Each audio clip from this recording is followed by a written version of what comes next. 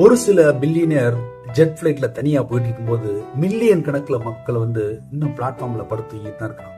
சமநிலையற்ற ஒரு பொருளாதாரம், தொப்பை வீங்கி பொருளாதாரம். வயிறு மட்டும் வீங்கினா தொப்பை தான், அது ஆரோக்கியம் கிடையாது. ஒரு வீடியோல பார்த்தேன், ஒருத்தர் சொல்றாரு, இந்த உலகமே சமநிலையற்ற பொருளாதாரத்துல இருக்கு. இந்த உலகத்துல இருக்கக்கூடிய ஒரு 60-62 பேர் பெரிய பணக்காரன் எடுத்தீங்கன்னா ஒரு 70-80% அமெரிக்கன்ஸ்.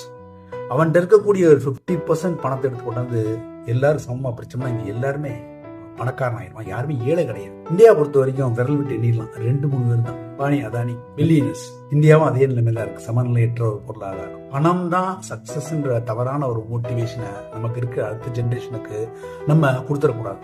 அதை உடச்சேரிக்கிறது தான் அந்த வீடியோட பர்பஸே. திருபாய் அம்பானி ஏமன்லேருந்து வர்றப்ப நூல் வியாபாரம் பண்ணா வர்றாரு. ஏலம் எடுத்து நூலை வியாபாரம் பண்றாரு. அப்புறம் ஸ்பைசஸ் எக்ஸ்போர்ட் பண்றாரு.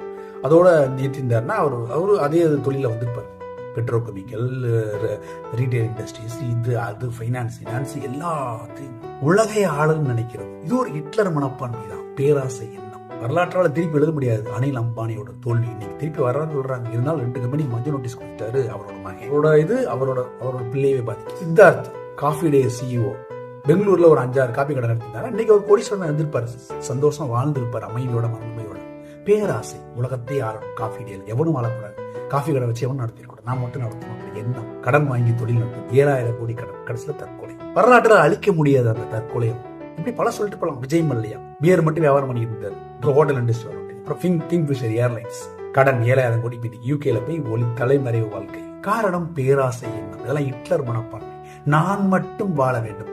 அடிப்படையான காரணம் பேராசை. அந்த பேராசை காரணம் பணம் தான் சக்சஸ் ஒரு தவறான புரிதல். நீங்க இருக்க ஜெனரேஷன் சொல்லி கொடுத்துட்டு இருக்கோம், பணம் தான் முக்கியம்ன்றது. சக்சஸ் அடையாளத்தை பணமா வச்சிருக்கிறது பெரிய தவறான புரிதல்.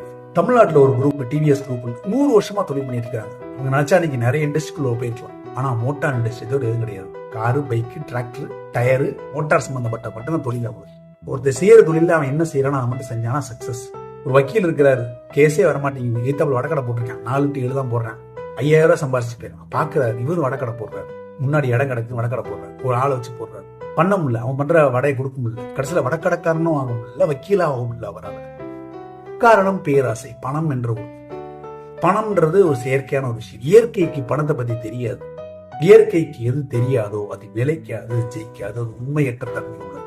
பணத்தால உண்மையான அன்பை விலைக்கு வாங்க முடியாது.